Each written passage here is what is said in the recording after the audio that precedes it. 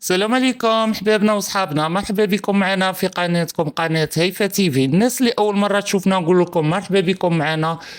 لا تنسوا الإعجاب والاشتراك في القناة ليصلكم كل جديد. اليوم راح نتعرف على لاعب كرة قدم جزائري من الشباب الذي أصبح الناخب جمال بالماضي يعول عليه في تصفيات كأس العالم سنة 2026.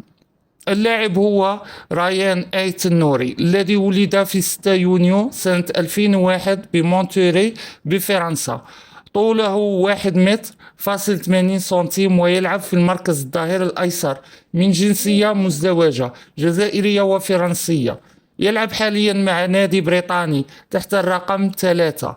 انضم للمنتخب الجزائري بعدما تم استدعاؤه من طرف جمال بالماضي بعدما رأى فيه منافس قوي لرامي بن سبعيني على الجهة اليسرى من دفاع الخضر، بعدما قد كان جرب عدة لاعبين لكنهم لم يقدموا إضافات مضمونة للمنتخب الوطني.